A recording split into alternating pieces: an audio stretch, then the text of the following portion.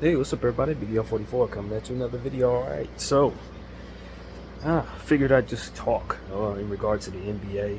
I don't know what's gonna come out of my mouth. The Knicks trade just took place. The Nets, Knicks trade, the Nets, Rockets trade. They had a bunch of picks. I think if I could just suggest one thing, I would just say to Woj and Shams, when you report these pick trades, you got to find a way to simplify it for the rest of us, man. It really doesn't make any sense. You have to really sit there and stare at it if you have a reasonably normal IQ. Even for those of us who actually understand some of this, when you read it, it really takes a long time to figure out, bro. And in this microwave era we're in, it just doesn't work. You got to find, I don't know, I'm not saying I have the answer, but you got to find a way to simplify where the picks are going and what they represent. Even if you have to do like some type of like graph or something, I don't know, but they got to figure out a way to present this information to the public in ways that don't completely look confusing, because it really does defeat the purpose of you reporting it if nobody that is reading it actually understands it. And that's what I'm gathering. I look at Woj and he's telling us, and this pick is this way, and then OKC / Houston with the swap to Phoenix, and then it's a 25 and 27 and 29 and 30. I'm like, bro, what is this calculus, bro? I don't understand this. And I actually do pay attention to the NBA, but like even for someone like myself who tries to focus on this the best I can't make no sense out of this, man. Like, not when it's not figured out for me, you know what I mean? So I think that's the next level of evolution for reporters in this sport. When these trades come about, if it don't involve players, y'all gotta give us that information in a way that is easily palatable. So that's just something I'm thinking as I look at the Nets Houston trade, and I'm looking at all the responses to the Woj bomb. Like 99% of the people in there are saying, "What the hell is that? What does this mean, bro?" Break it down. Tell us in English. So that's what comes to mind first. The second thing that I wanted to say is I'm very, very encouraged by the idea that some of these teams are really undoing some of the madness in mortgaging picks and trying to, start to understand that having your own picks really is something that is essential in team building. And while we all want to have superstars and we all want to have great role players, we got to know the path to be able to have sustainable talent on your roster. Starts with first having a good foundation. And we talk about this all the time. There's a lot of Laker fans, and I'm a Laker fan, but it's a lot of Laker fans that are asking our team to do things that are really going to make us bad in the future because they want the team to be good right now. Cam Johnson, I'm willing to make a trade for Cam Johnson if it doesn't involve one of the 3 first-round picks. If they wanted to exchange players and second rounders, I'd be happy to do that. But as far as me giving away one of my 3 picks for Cam Johnson, no. I don't doubt he fits on my team. I don't doubt I'll be happy to have him next year. I'm going to be happy to see him running around for the Lakers. But for me, if I can't retrade you for more than I gave away to get you, it's not going to make sense. And even if I do decide to do something like that, there's no guarantee it works out. Especially for a guy like Cam Johnson, who has had a consistency of injury problems. It's not the same thing as trading for Mikal Bridges, who doesn't miss any basketball games. Trading for Cam Johnson, he misses about 50 games a year. So, like, for me, giving away a first-round pick and this and that to get him, nah. I don't care that the Brooklyn Nets are having a fire sale. I'm not giving them picks just to take players off of their team. I'm not doing that. Not if I know what I'm doing. But for those of us who just want to complete this year's team so we can have a chance at a championship, like, that's a nice rah-rah conversation, but your team is going to be having needs next year, and you would have given away everything you have right now to basically that would otherwise put you in a position to have what you need to get those wants done too. So it's like every year this fan base gonna want some stuff. Every year it's Buddy Yield, this guy. Next year it's gonna be somebody else. Last year was somebody else. We always want something, man. You can't make these people happy by doing everything they want you to do in a moment's notice. Most of these fans, they really don't know how to get to what they want. They just think they know. Give me player, let me rah happy parade. That's about as far as it goes for a lot of our fans, unfortunately. It's not a whole lot of understanding as to what it was required to build teams. Even I don't have a full understanding of what is fully required, but I know what could put me in a position to be bad. And that's what I try to prevent. And so completing this team, going all in for superstars and all that. A guy like LeBron James, Anthony Davis, they only got a couple more years to compete. They're going to want any team they're on to go all in. But I would tell them, and this is not popular, especially in the Laker organization, you're in the wrong spot if you want to play with more superstars, because we don't have the talent. We don't have the talent to trade to get the talent. We don't have the picks to trade to get the talent. So if you want to play for the Lakers, you got to understand what the Lakers are worth. And since you want to eat up so much of the cap, and since your presence makes up most of our value, you got to know what's possible and what's not. You got to know what's responsible and what's not. And just because it's in your best interest for us to take a poison pill so you can have an opportunity at a championship and then ride off into the night, that don't help us in the long run. And we're going to still be responsible for making the next superstar happy if we're lucky enough to get him. So if I give away, and same thing I said earlier, if I give away everything that it takes to get what I need tomorrow, then when tomorrow comes around, I ain't going to be able to do nothing to keep people happy that day. And that is an important thing to say. I'm not, you can't be microwave. You got microwave fans, you got microwave superstar demands, but that is not what's going to make you any good in this NBA. You got to give somebody the finger. And in my opinion, it's the microwave fans and these microwave superstars. So they got to get the finger so that you're not taking the shaft. And that's the God's honest truth, man. And if I'm running an organization, this is going to be a bunch of mad fans in the moment. And then tomorrow, when they have needs, I will have built up my picks, and then I could really make them needs happen. You understand what I'm saying? That's the whole point. So I hate to keep recapping the same old thing. I'm pretty sure those who are listening to me get it. You truly do. But I think as much of this is out there flooding the internet as possible, the more likely people will truly start to understand what it looks like to build and to be able to build, most importantly. What it looks like to be able to do some of this stuff that these microwave fans want you to do. And what puts you in a position to not be able to. So this is what I'm saying. It's a bunch of microwave fans out here. Give me this player, give me that player. Guys that, you know what I'm saying? And I reference this a lot, but if I was playing these people in fantasy basketball, I would be beating them in their league. Because they always want some washed up dude who don't produce half of what they think he does. They just know his name. They seen him play well a couple of years ago, and now they want him on their team. Meanwhile, I'm picking up every young player that's about to be good. Most of the time when I play fantasy basketball, most of my bench is made up of rookies most years. Or second-year players or guys that I know are going to get better as the year progresses. And usually I'm at the top of my league. If I don't win the championship, I'm a runner-up. I'm in the playoffs in just about every league. Every year, and it's because I have that mentality. And if I had a team, I'd be doing the same thing. There's a lot more to it than just putting players together for stats. So I know that I would need to have experts in place to tell me about chemistry, to tell me about basketball X's and O's and things of that nature. But it would still be the same idea. Give me young players that I know have real talent and good elements to their game, and we put that together, and we'll get more out of what it is we're putting out. A net positive, a profit in everything that we're doing. I don't want Kelly Olynyk. I mean, respect Kelly Olynyk, but he don't have no upside. If I just need his piece, I respect that. But can I find a guy who does what he does, who's like 6 years younger than him, who's going to get better in my uniform if I develop him properly? And if he ain't no good, I get him up out of here and bring in some more. Like, I just always want people to understand that 9 out of 10 times, the microwave fans are going to tell you to bring in some dude that ain't worth half of what they think he is, who ain't going to do half of what they know they want done. And most of these guys in their prime are about 5 minutes away from being done. And so if you're going to bring them in, especially the role players that are not even stars, you're going to bring them in the tail end of their career thinking you're going to have a roster filled, and guess what you're going to need to do? fill in with some of those young talent halfway through the season when those guys are out for the season. Or when those guys aren't performing, your team is going to suck.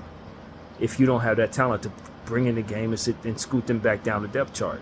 Half of these people these guys want are going to be further down the depth chart, man. Your Valanciunas, he ain't going to play very much. He going to be further down the depth chart. He's going to be benched in most of these situations. You know what I'm saying? Dorian Finney-Smith, I'm not really sure he's that necessarily like that, but he's close to it. He aged a lot in a Nets uniform. I'm not giving him no first-round picks for him. He aged a lot. He ain't the same person he was with the Dallas Mavericks. The Dallas years, those were his prime years. He ain't doing that type of stuff for you. You understand what I'm saying? So it's like, because I think this way, I'm never going to put him on my fantasy team. He's got to hang on. Cam Johnson barely makes my fantasy team. He barely has fantasy relevance. People need to understand that. Like Cam Johnson of the Brooklyn Nets rarely has fantasy relevance. He's usually a guy on the waiver wire a good portion of the season. Not because he can't play, but because his production doesn't match what it is that the hype is about. He ain't going to be out there a good portion of the time. He doesn't really contribute to too much other than scoring the ball. It's 18 points, 2 rebounds, 3 assists type stuff. I can find that on a waiver wire anywhere. I can get a rookie big, get me 20 points and 10 rebounds. It's more production. So it's like certain things we just got to understand. There's more to take into account than just fantasy basketball, obviously. But when it comes to just pure production, in my opinion, equals value in a lot of cases. If your guy can't produce, he's not worth anything. If the guy's not worth anything, you can't trade him for nothing. If you can't trade him for nothing, he's wasting space in today's market. And so unless he contributes to you winning basketball games, or championships rather, then you're probably best trying to find equity that is valuable so that you can bring yourself pieces that can win championships, because that's all we're trying to do.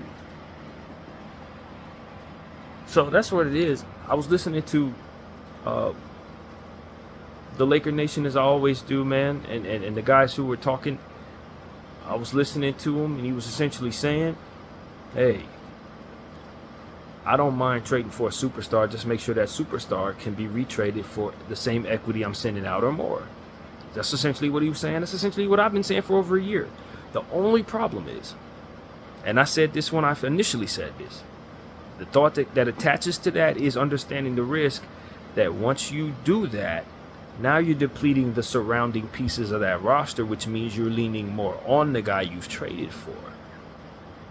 That's what to remember. So if you don't have durable, strong bodies that can stay upright throughout the course of an 82-game schedule, playing 48 minutes a game potentially, maybe even more if it's overtime, to give or take, obviously, then what you end up having happen is that player that you traded all those picks to get, that superstar, he's not going to be on the floor with a core. He may be on the floor by himself because that core will have went down with injuries, because they're trying to make up for the lack of the rest of the talent that's not there on the roster. You see what I'm saying? You're leaning on your guys that are not very good, and as a result, the guys that you do have, those 3 stars, they're doing more. And because they're doing more with such a strenuous schedule, they wear down.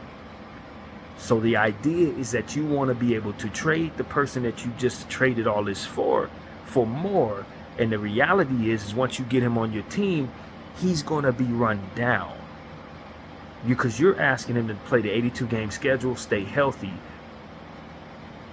keep, basically toe the line for weaker talent that he's playing with, make it through the playoffs, for which is going to be more physical. He'll likely get hurt a couple times.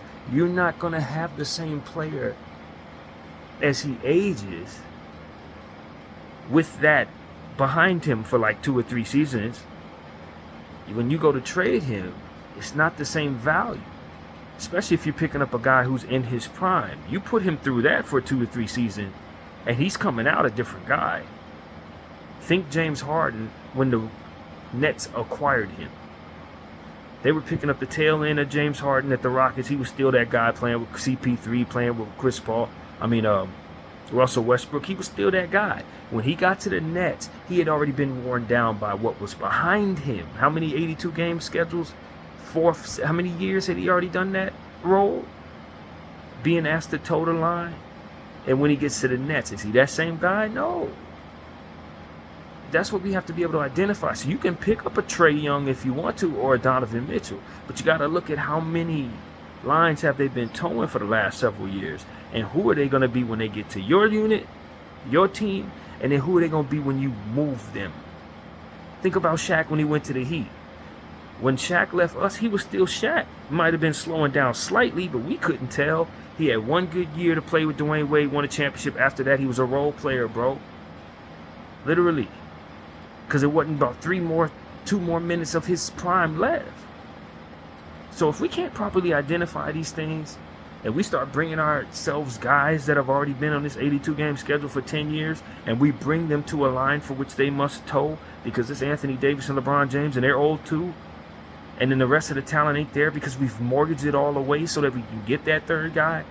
That third guy is going to be somebody else when we go to try to trade him for those picks you want to trade him for. It's not the same Trae Young. It's not the same Donovan Mitchell. It's not the same guy.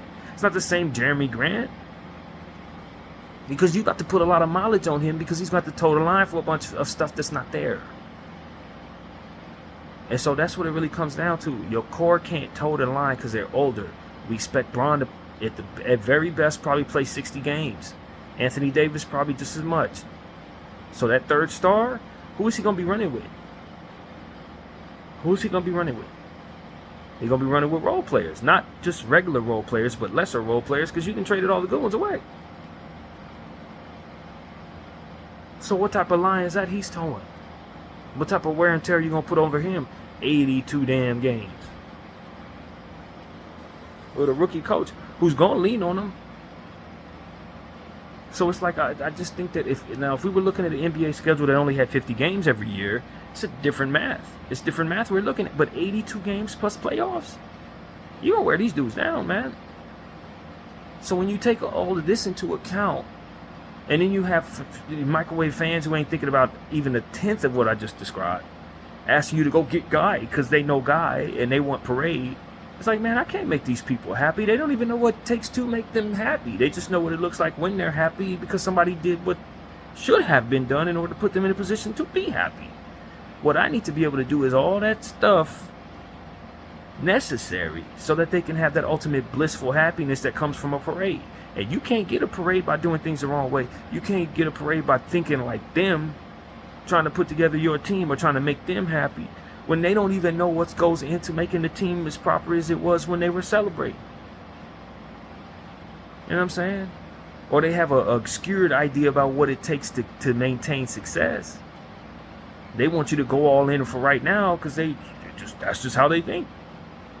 There's a couple Laker fans right now that I listen to that I don't like that the Lakers aren't going all in. Yeah, but you also ain't gonna like when the team sucks for 7-8 years, and every year in and out, you're gonna be looking around like, man, this front office stinks.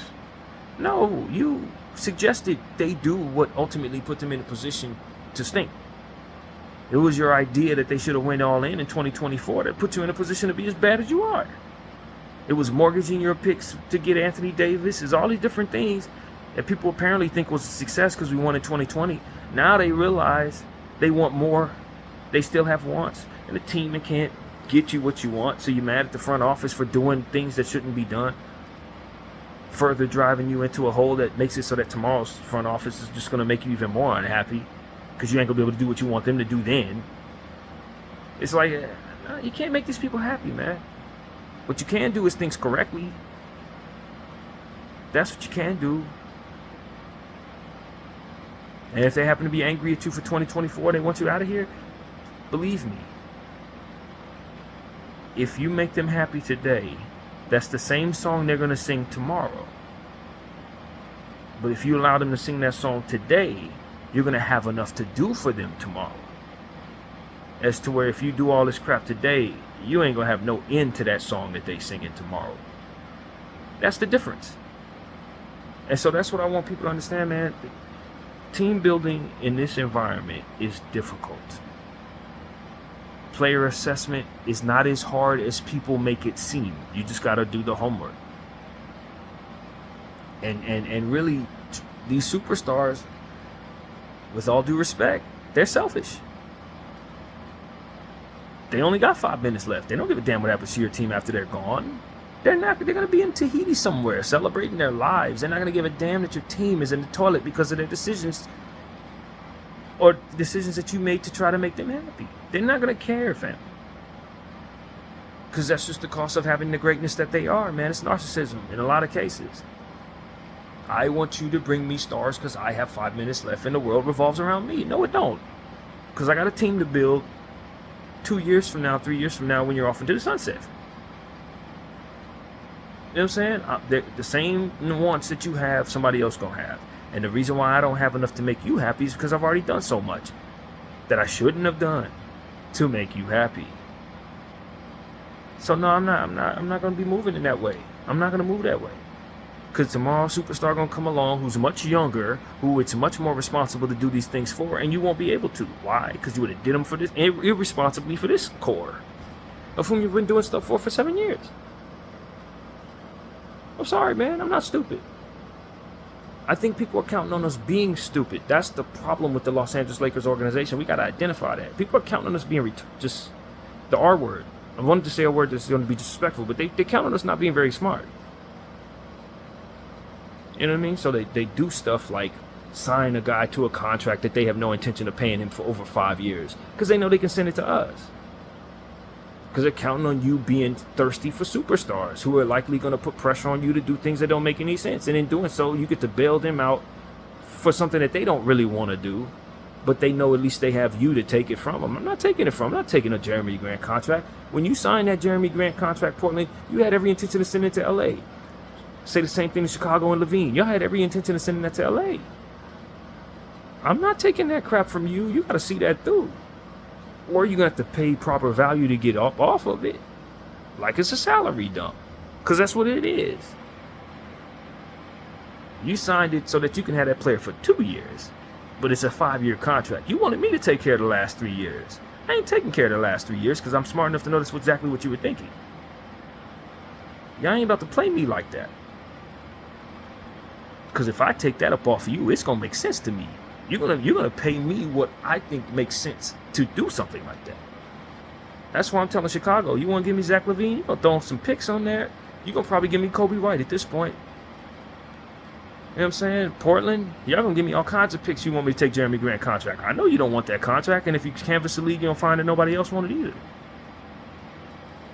And because I got these microwave fans that are putting pressure on me to do everything stupid under the sun to make them happy right now, I'm just going to just bite into that poison pill that you set up for me? Man, get out of here. These teams hate our success, man. We got 17 championships. They're trying to keep us from ever getting one again. That's why stuff like this is going on around us. We got to identify this.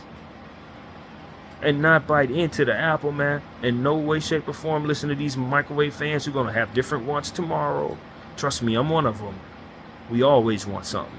I've wanted something every year for the last 30 years as a Laker fan. And I'm going to want something in the next 30 if I live that long. I'm just being honest. It's never going to be a time whoever is in charge of the Lakers is going to listen to the Lakers say that we're fine with what we have. Even if we have a championship team, we're going to want another superstar or another role player or the next best kid or some player of some sort. We're going to want something. It's just the nature of being a Laker, man. So if the path to building properly means having me be a little unhappy today, it's never going to be a day where I'm not unhappy if I don't get my way. I'm always going to be unhappy if I don't get my way. You can't make these people happy. And they're always going to want something new. It's always, what have you done for me lately? What have you done for me lately? And we make everything hard on you right now. So it's going to be feeling like the world is crashing in on you because you didn't make the last shot. You could have made 50 shots in a row. You missed this last one, though, so it's a problem. And if you can't focus through that, then you're in the wrong spot. And that goes for anybody that puts on the uniform or coaches the team or is running the team or is owning the team. It's just how we are, man. And if you can't look past that to focus on what must be done and what should be done, then you're going to stumble into the mistakes that ultimately run you up out of here in the first damn place. The things that make us truly unhappy is losing. How do we get to losing? By capitulating to the microwave needs of these fans. That's how you lose. By capitulating to this microwave media that really wants us to fail because it's actually better for us to fail in order, for their business in the game they're playing. I'm not paying attention to any of these people. Why? Because I'm trying to actually reach the excellence that made all of them pay attention to me in the first damn place. Do you understand what I'm saying? So, when it comes to this team building thing, you gotta blot out the noise. You gotta avoid the pitfalls and the snake bites and all these different things that are around to try to hurt you. All these poison pills is what I'm trying to describe. You gotta blot all that out. You gotta look at what is possible within your CBA, and then you gotta set your parameters around what is possible. Not what makes the fans happy, not what makes the media happy, not what makes these superstars happy, none of that crap. You got to make sure your books are straight. That's the most important thing for the Los Angeles Lakers. I don't care what anybody's doing or saying. I don't care how the timeline looks or any of that. Everybody's going to want something. Everybody's going to be unhappy when they don't get it. The question is, because of your decisions, how long is it going to be that you're incapable of doing what you want, what they want? That's the key. You want to be capable of making people happy. You want to be capable. And if the things that you're doing make it so that you're incapable for an extended period of time, that's when the failure is truly realized, not in the temporary unhappiness of a microwave mind. So that's what I want to express, man. It's important. As a Laker fan, we're heading into this draft. We've been preaching this for all week long, basically.